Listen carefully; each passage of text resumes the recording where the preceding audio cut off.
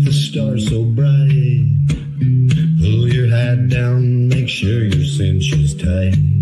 Horse is kinda snuffy, cold chill up your spine. You'll get your ass moving, son, we're burning daylight.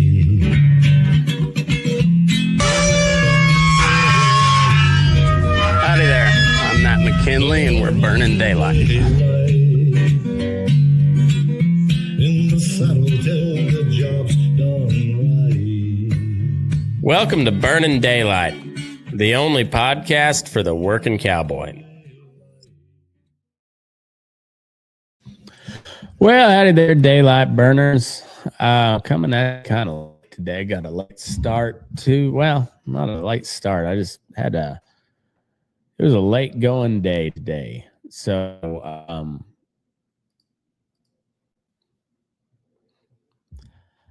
yeah, it wasn't a late start. It was just a tough time getting going. I was busy all day, it seemed like, and then ran into, kids and everything. They take up a lot of time. But anyway, this is the Friggin Farm and Ranch Report for this was for Monday, April 13th, and I didn't make it.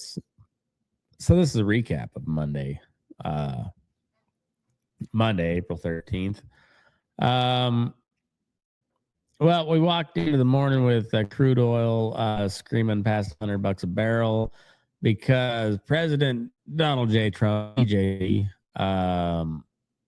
that a naval blockade of Iranian ports sounded like a good Monday morning activity. The ceasefire lasts about as long as a cheap pair of fence pliers.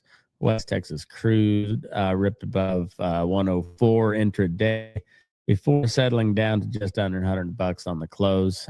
Still 6-7% higher than Friday. And diesel's already at $5.60 a gallon, higher than that. And we haven't even priced in what today's going on yet. So, but on the flip side, cattle didn't really flinch at all. June live cattle notched another contract, $249.20 on the saddle. And April contract printed at $251.77, which is an all-time record on the continuous chart.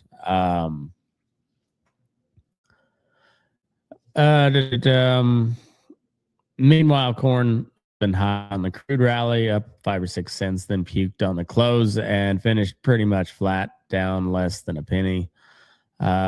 It's classic Monday head fake. Wheat was the winner in the grain market. KC and Chicago both posted double-digit gains on the war bid. Beans got sold. They were down 13.5 cents because apparently nobody told soybeans that there's a war going on.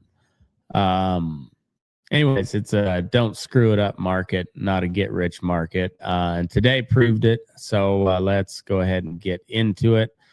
But before we get in, a word for ourselves. Make sure you go follow us and rate, subscribe, follow, all that stuff on all the social media platforms, Facebook, Instagram, TikTok, Twitter, YouTube, and then Substack's the most important one, burningdaylight.substack.com. That's where you can preview the new A Man About a Horse app. That is it's a horse valuator and kind of tries to put some sort of sense into the equine market. I think it's pretty cool. It's coming along really nicely, and I'm ready to start doing some testing on it. So I need people to rate their horses and show what they're anyways, just go check it out. burningdaylight.substack.com. And then our sponsor for this segment is Lone Star Stockyards. They're in Wildorado, Texas, outside of Amarillo. So if you're sitting on cattle in this kind of market and you're trying to figure out whether to sell them private or run them through a video sale, or you're just keep staring at them hoping they appreciate like your neighbor's land, don't. Just put them through a real auction in a real barn with real buyers who actually bidding against each other. That's how price discovery works. And Lone Star Stockyards are real people, real competition, and real prices. And you know, if you like what we're doing here on Burning Daylight and the Friggin Farm and Ranch Report, subscribe, share it with your neighbor, and send us your sale reports, and we'll read them all. But anyway, go check out Lone Star Stockyards Tuesday. Just finished up their spring catalog horse sale. Really had a good turnout. Talked to Bill earlier today. Said it was a good sale. So, anyways, go check them out. They're in Wilder, Texas.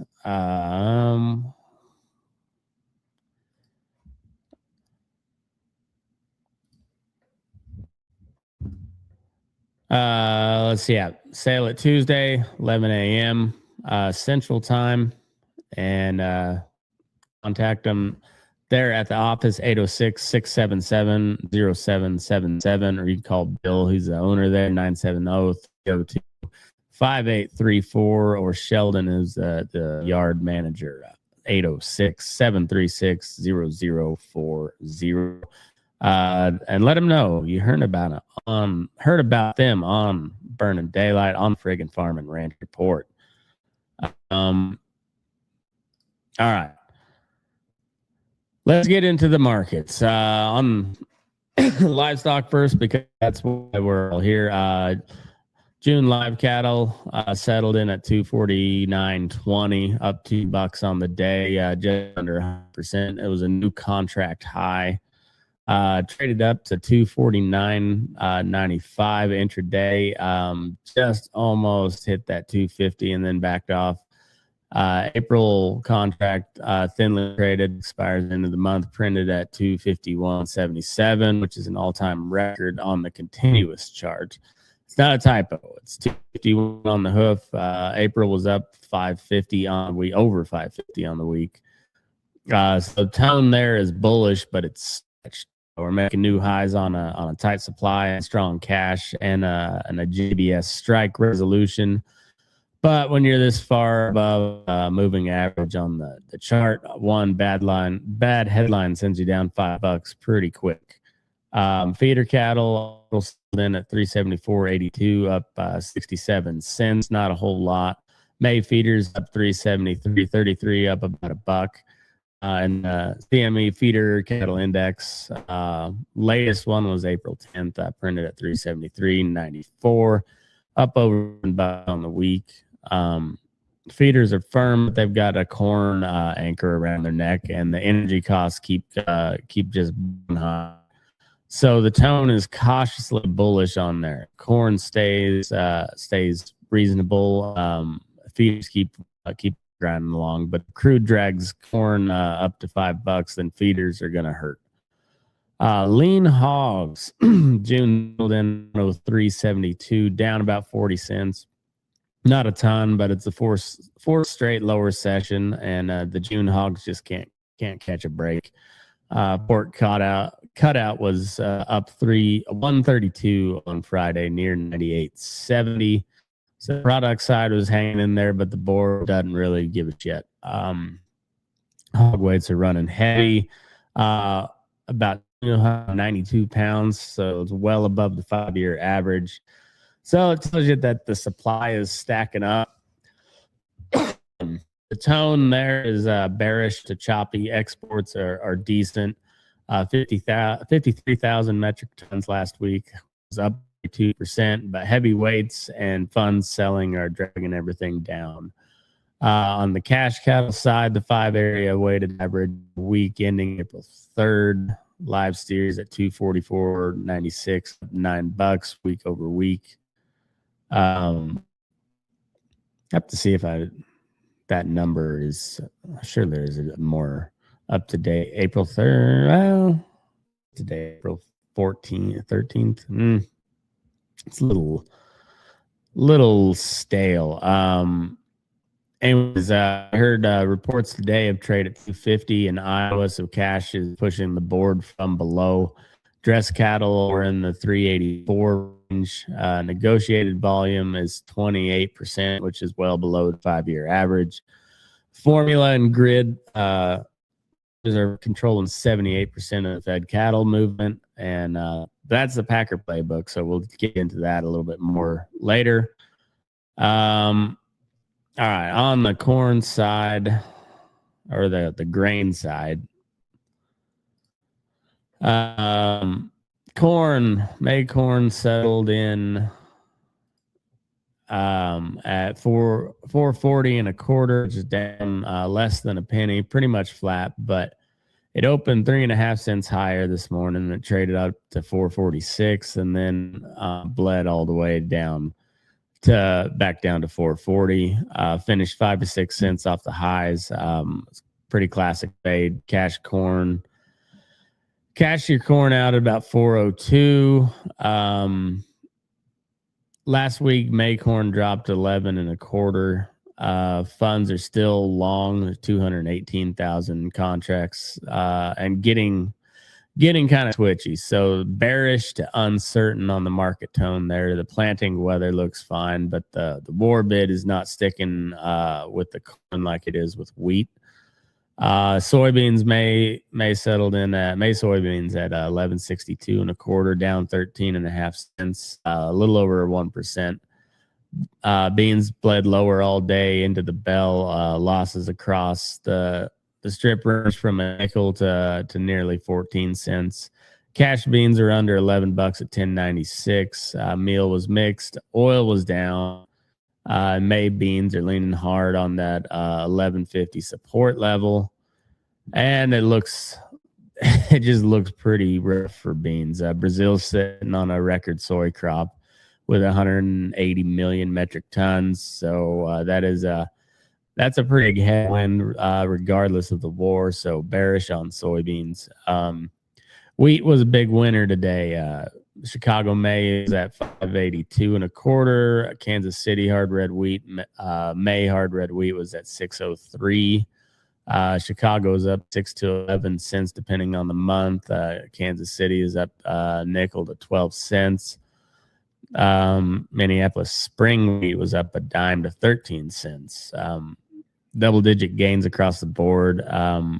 Caught a war bid off the crude oil spike, plus the winter wheat condition ratings have slipped. Drought in the southern plains is not helping that issue at all. So bullish today, but it's a war premium trade. The crude oil comes back down, so does the wheat. All right, on the input side, West Texas crude settled in at 99.08. It was up at 104 overnight after Trump announced the blockade bomb. And then it pulled back to just below 100. But it's still up 7% on the day. It was the biggest single session crude move since the ceasefire fell apart. Brent crude oil was at 103 and change. So tone there was bullish bias as long as the blockades hold. The crude stays high. But it's an extremely volatile situation. We'll dig into the war picture more in depth a little bit later. The new highway diesel average should be out in the morning. By the time you're listening to it, this number will be out of date, but I've hammered on it all week anyways, all last week. 564 gallon. That's up 57% from a year ago. Won't be real surprised to see over $6 a gallon on the next EIA report. On the fertilizer side, DTN retail surveys late March into early April. DAP's at 863 a ton, up 12% from last year. Urea's up to 838 a ton, up 46% year over year, but 35% in a single month. The biggest monthly spike since 2022, and that was driven just entirely by the Strait of Hormuz closure, shutting off the Persian Gulf nitrogen supplies. Potash is at 489 a ton, up 6%. The quietest one in the group there. But fertilizer supply is running about 75% of normal headed in spring planting. So that you can expect some yields to go down. Interest rates, the Fed fund rate's still at sitting anywhere from 3.5 to 3.75. Unchanged December. Prime's at 6 3/4, with the next Fed meeting April 28th. Markets are only giving you a 1-4 shot at any rate cut for this year, and JP Morgan flat out says 0 cuts in 2026. So finance cattle, your operating note is probably upwards of 8% and not gonna be changing downward anytime soon, it seems like. Gold was at like 47.42 an ounce for the April contract. It was down $42. Silver is at 75.67 an ounce, up about 20 cents or so. Goldman's sitting in the low 4,700s, hitting 4,800 earlier this month. It's a safe haven bid, and it's very real, but even gold had to catch its breath before going higher. So, all right, let's get in. There's your metals numbers there. All right, let's get into the cow talk. JBS Greeley strike is over, and pretty big news. So went back to work last week, but as of yesterday, April 12th, I guess that's 2 days ago now, but workers at the JBS Greeley plant ratified a 2-year contract by a 93% vote. 3,800 workers are back on the kill floor. This plant, which processes anywhere from 5,000 to 6,000 head a day, accounts for anywhere from 5 to 8% of the total beef slaughter capacity, depending on the numbers that I had. And I've read all three numbers: 7 to 8 and 4 to 5. So 4 to 8%. But it was very idle. I mean, they had a few cattle moving through, but not a ton for 3 weeks, March 16th through April 5th. In the first major beef plant strike since 1985. So I don't remember when that happened in 1985, but if it happened before October 30th, I was born last time. So this might have been the only one of my lifetime. I'll have to double check. All right, so labor deal was a base wage bump of 70 cents an hour at the ratification, another 40 cents in July of this year, and another 40 cents July of next year. With a $750 signing bonus, JBS agreed to pay for all PPE and reimburse workers who had their wages garnished for their personal protective equipment. Healthcare costs were capped, and then the 7 unfair labor practice charges with the National Labor Relations Board were withdrawn by the UFCW Local 7. The union claims the wages are now 33% higher than the pre-strike offer. JBS says it's within the same economic framework, and this was all much to do about nothing. And it doesn't matter which side you listen to. Now the plant is up and running, and the market didn't need that as much as we hate the Packers, them killing cattle. So there's a question of the ramp up now. They went back to work on the 7th, but the plant's been running pretty light. And the total industry kill for the week of April 10th was estimated at 512,000 head. So about 40,000 head below the same last year, 39,000, and so rounded to 40. But the packing capacity overall is running about 561,000 a week versus the 5-year average of 730,000. So again, that's about 23% below normal. JBS says they're restoring full operations this week, but it does take time to spin a plant that size back up. All right, on boxed beef is where it gets kind of weird.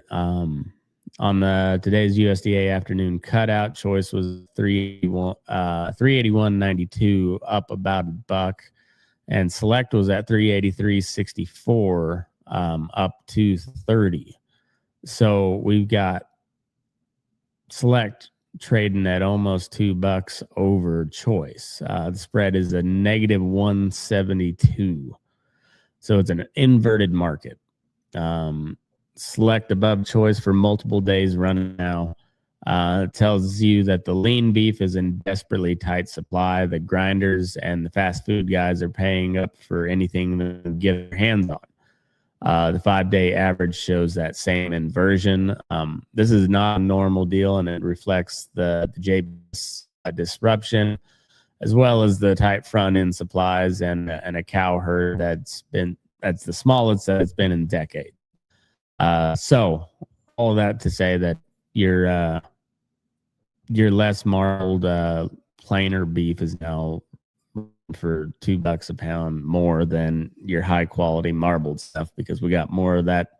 We got more fatty beef than we know what to do with, apparently. Except sell it. It'll get bought, but they need some lean to make hamburger and stuff. Cash cattle's running hot. So the 5-area average for the week of April 3rd was $244.96. Iowa reportedly hit 250 today. Southern trade at 246 earlier last week, dressed in the 384 range. But the negotiated volume is just bleak. 28% below the 5-year average. Formula and grid trade accounts for 78%. And the actives are captive supplying their way through this market, and negotiated cash discovery is dangerously thin. And so this is why the mandatory price discovery bill, Senate Bill 424, which would require 50% of fed cattle to be bought on a negotiated cash basis, is one of the policy fights of our lifetime. I don't know if that ever gets accomplished, but I don't even know if it's necessarily a good practice economically in the long run. But there has to be something done to address the market concentration on the beef side, as well as the pork and the poultry side. Much worse, but I'm not on the pork or the poultry side. So I'm care about the care about the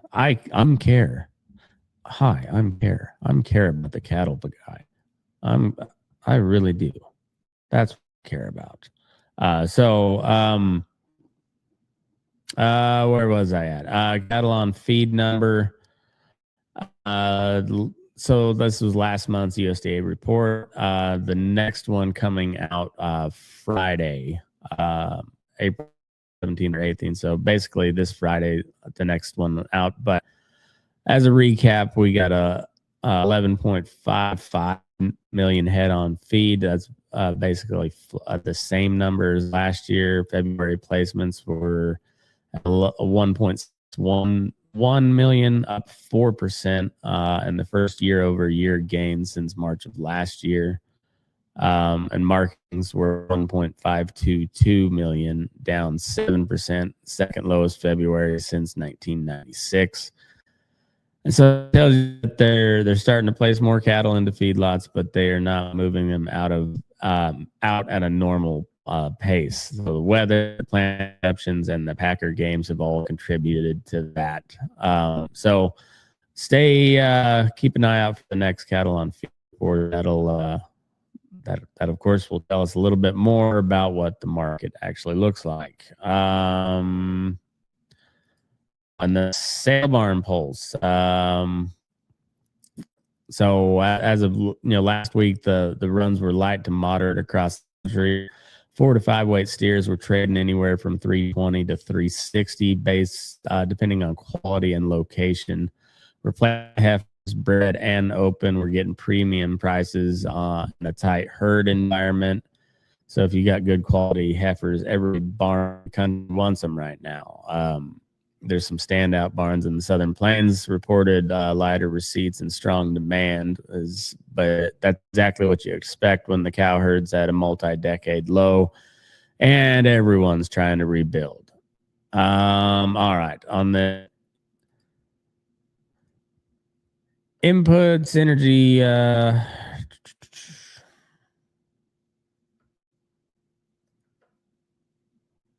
Yeah, on the inputs and energy. Let's talk about the cost of running cattle in April 2026 because the revenue side looks really awesome. 250 cash cow, but the expense side is just eating every piece of that. So crude's just under $100 a barrel. We'll get to the floor breakdown in a minute, but $99 barrel oil means on your ranch today that diesel's at $5.64 a gallon or higher. With crude pushing triple digits again, expect that to push I would say probably well north of $6 a gallon on tomorrow's highway average. But if you're haying or running a feed truck or hauling cattle, your fuel bill is roughly 60% from a year ago. And last April, diesel was $3.59 an average. It's extra $2 a gallon every mile you're driving down the road. Fertilizer is a story that I hop on a lot, but it still don't get enough attention. Strait of Hormuz is the world's largest fertilizer choke point. The Persian Gulf countries supply 43% of seaborne urea, 44% of seaborne sulfur, and more than a quarter of the global ammonia exports. So when that strait closed in late February, the fertilizer market went haywire. We talked about the urea up to 38 a ton. And on top of that, Russia suspended ammonium nitrate exports, and China blocked phosphorus exports, removing about 25% of the global supply there. The Bureau wrote a letter to the president calling this a production shock threatening national security, and they're not wrong about that. So if you're a cow-calf guy who needs to put up hay this summer, your nitrogen costs just went through the roof. If you're a backgrounder buying corn, the corn prices all have embedded fertilizer costs that's going to show up in the fall. And the war is not just an oil story, it's a feed cost story. And it's going to grind on for ranchers for months, even if peace breaks out tomorrow, because restarting fertilizer production and shipping takes weeks minimum. Okay, so and then on the interest rates, we talked Fed funds. JP Morgan says no cut this year. Goldman hopes for 2. The Fed's own minutes from March says they might have to hike if the oil-driven inflation persists. So if you're financing cattle 8.5% or 8% or more, plan on it staying there. High cost money, high cost fuel, historically tight cattle supply. The revenue's high, but margin is where your game is. So don't screw that up. All right, on the war deal. There's a lot to unpack over the last 72 hours or so. But the ceasefire deal is dead. So April 7th, U.S. and Iran agreed to a 2-week ceasefire. Iran was supposed to reopen the Strait of Hormuz. The oil dropped down below $100 a barrel, and the market kind of relaxed for a minute. The Islamabad peace talks, which were supposed to produce a longer-term deal, collapsed over the weekend. Iran refused to halt uranium enrichment and refused to fully reopen the strait. They claimed there were some mines that they didn't know where they were. They lost them or something. But yes, on Sunday, President Trump posted on Truth Social immediately the United States Navy, the finest in the world, will begin the process of blockading international ships trying to enter or leave the Strait of Hormuz.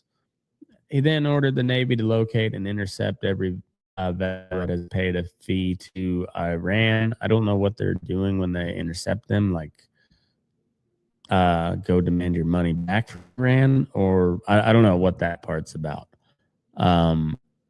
So this morning at 10 a.m. Eastern, so this was Monday, U.S. Central Command confirmed that the blockade was operational. They clarified the blockade targets all vessels entering or leaving Iranian ports, not the entire strait.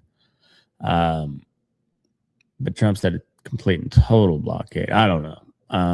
The ships trading to the non-Iranian ports are technically free to pass, but as the UAE oil chief said last week, the Hormuz is not accessible. Access is limited, conditional, and managed. And nobody's insurance company believes that technically free to pass line.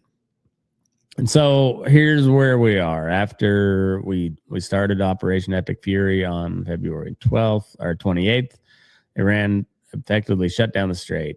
And the west of Hormuz, oil exports dropped 76% in March, from 22 million barrels a day to around 5 million. Around 400 tankers and 34 LNG carriers are stranded in the Persian Gulf. And Iran's IRGC has been charging up to $2 million per vessel, payable in Chinese yuan or in crypto for passage rights. The ceasefire has barely made a dent in the log jam, almost nothing. There's only 2 tankers that have transited since April 8th, and now we're blockading top of Iran's blockade. It's like the South Park episode where the Canadians build the wall, and then Trump wants to see. He's like, "Hey, you can't do that. I want to see what's in that wall." And they're like, "No, we're gonna blockade your blockade, buddy." And they're like, "I'm not your buddy, guy," or whatever what it sounds like in Persian.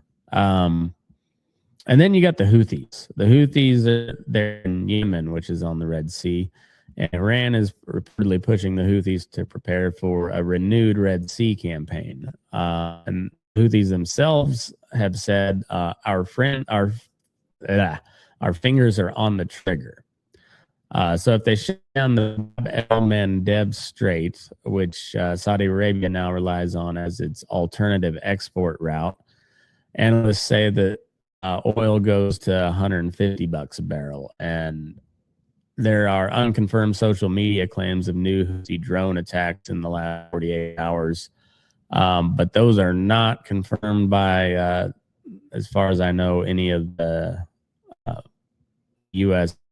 administration or coalition forces as I'm recording this. But there is a real threat out there, and it is escalating. So what does that mean for ag? Well, everything.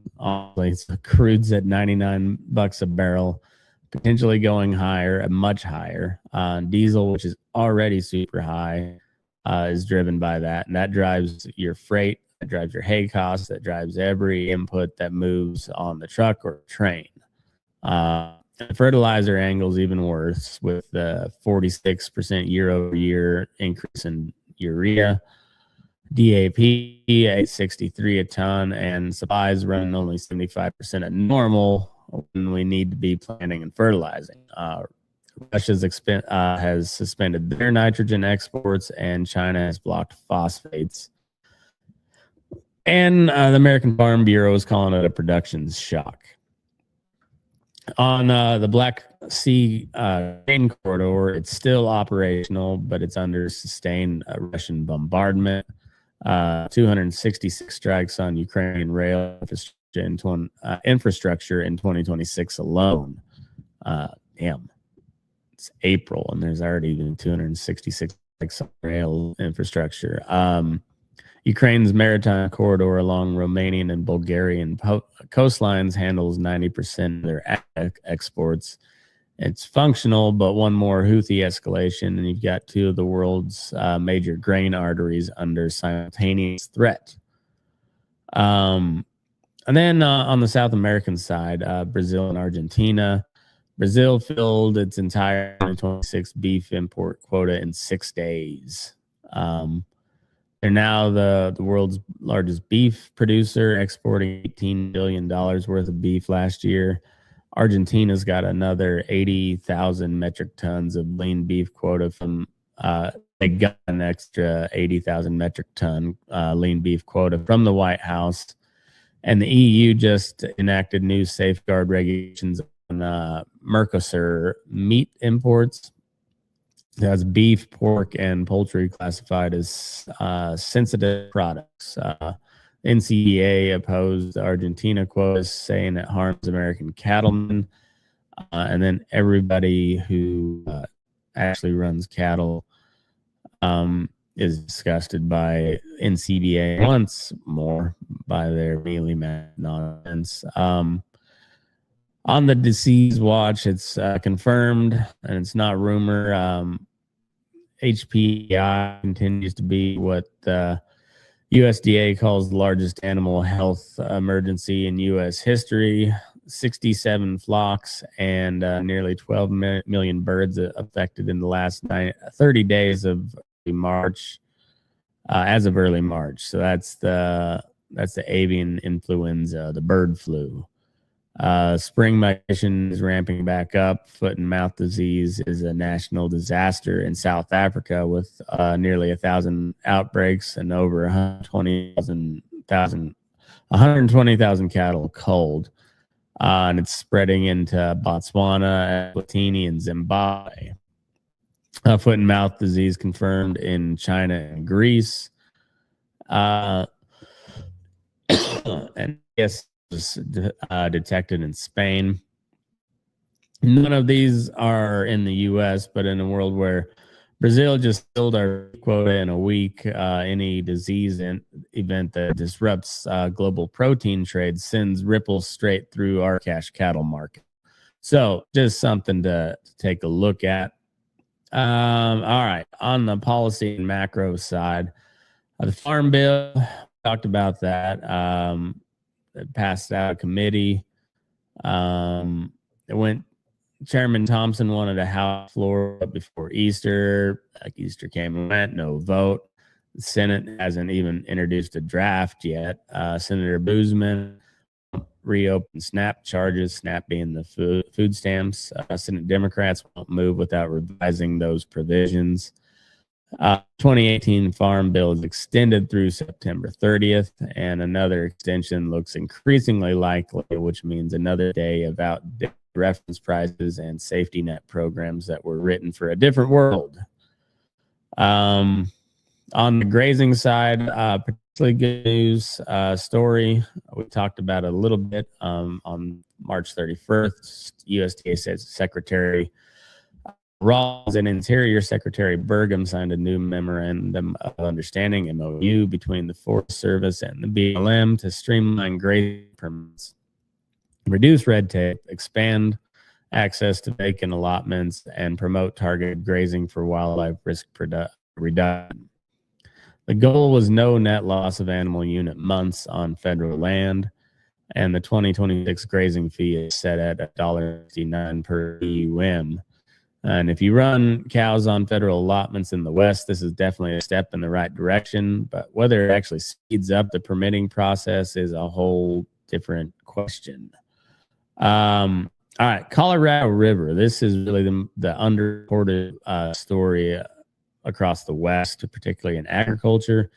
The 7 Colorado River states, which is Colorado, Wyoming, Utah, New Mexico, Nevada, Arizona, and California, blew through the February 15th deadline for a consensus deal on 2026 water management. Arizona proposed a 27% cut in its allocation. California offered 10%. Upper basin states are looking at potential 40% cuts. Lake Mead and Lake Powell are at capacity with low snowpack. The Bureau of Reclamation's draft environment impact statement has been called potentially unconstitutional by multiple states, and federal intervention is increasingly likely. So if you're running cows anywhere in the West that depends on the Colorado River, which is a lot of you guys that listen, this is the single biggest long-term infrastructure threat to ranching in the interior West, and that's period, end of story there.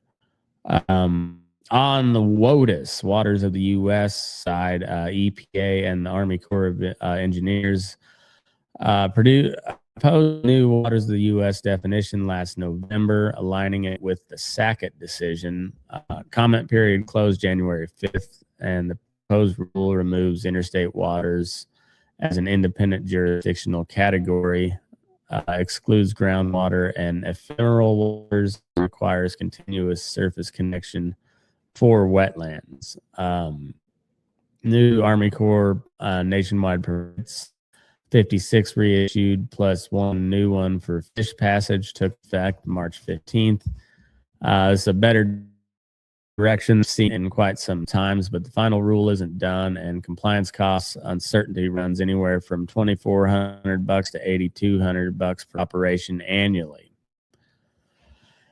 And on the wild horse front, feral horse front, the BLM's 2026 roundup schedule targets about 15,000 head. The range population north of 85,000 head, which is triple the appropriate management level. BLM is holding a virtual public hearing on April 29th on using motorized vehicles for management. So for those of us in Nevada who've watched horses compete with your cattle for forage, you know this is an important deal. Let's get them rounded up. Get them on out. All right. Close it out. On this day in... I should do a market recap first. Yeah, let's do that first. So on the market recap side, so cattle's bullish. Maybe I should just, here we go. We'll go on this day first. So on this day in history, April 13th, 1860, the first Pony Express rider arrived in Sacramento, California, just over the hill from us, completing the first westbound run from St. Joseph, Missouri in just over 10 days. For ranchers, miners, and settlers of the frontier west, this was their lifeline. The first time news and prices from back east could reach them in days instead of weeks. Those riders were young, the horses were pushed hard, and the routes crossed mountains, desert, and hostile Indian territory. The service only lasted 18 months before the telegraph put it out of business. Those riders define the spirit of the American West. Keep moving, deliver the goods, and don't quit no matter what the trail throws at you. And it's not a bad motto for today's cattle market either. All right, so the NBA play-in tournament kicks off on Tuesday. Nuggets and Minnesota Timberwolves are the first-round series for the is your afternoon game, 3:30 Eastern time. Baseball side, the Dodgers are looking like a behemoth again, starting the season at 11-4, running away with the NL West early on. The Astros were on a 7-game losing streak. My A's really turned it on in New York, but really lay a big stinker on their first game back home in West Sacramento.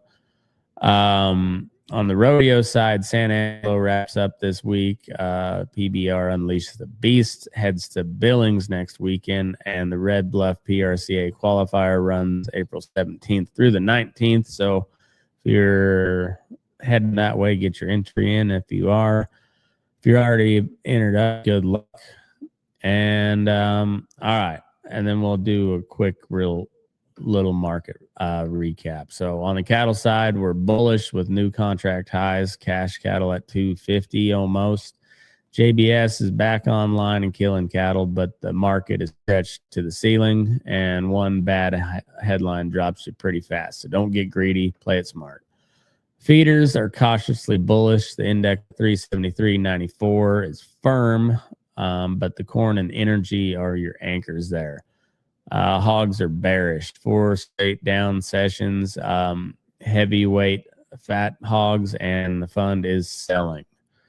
Corn is bearish to uncertain. Open died into the close, and the funds are heavy, long, and nervous. Beans are bearish, down 13.5 cents. And Bill's got a record crop, which is the wall that we're slamming up against here. Wheat is bullish today on the war bid, but it's you're just buying that rally and not you're renting it. You're not buying it it's just rented until the crude premium fades. Crude is extremely volatile with a bullish bias, just under $100 a barrel, and Blockade is the story until it's no longer a story. On the inputs, it's bearish for your pocketbook. Diesel likely up over 6.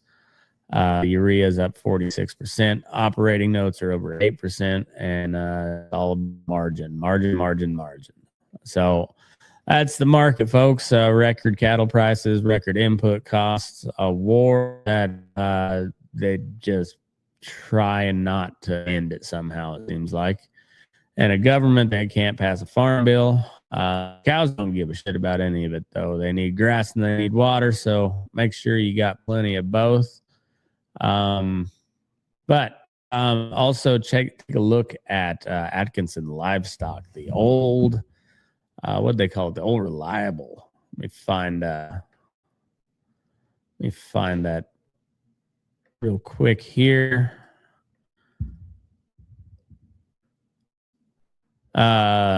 Atkinson Livestock Markets, the old reliable, sales on Tuesdays, located in north central Nebraska, up there on Highway 20. Head over to their website, atkinsonlivestock.com. Has all their market reports, upcoming consignments, and the videos of the consignments. Really good people over there.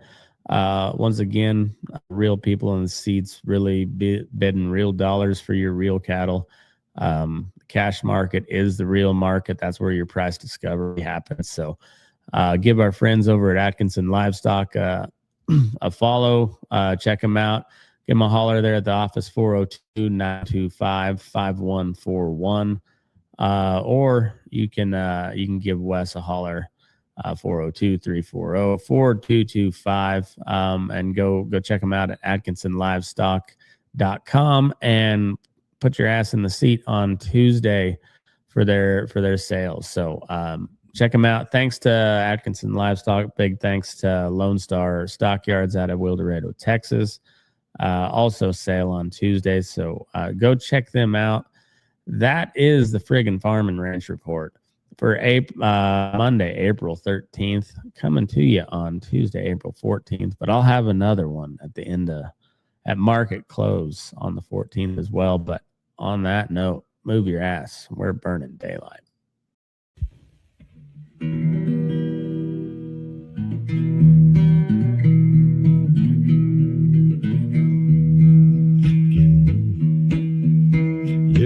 Up in the morning beneath the stars so bright, pull your hat down, make sure your cinch is tight. Horses kinda snuffy, cold chill up your spine. You'll get your ass moving, son, we're burning daylight. Burning daylight. Burning daylight.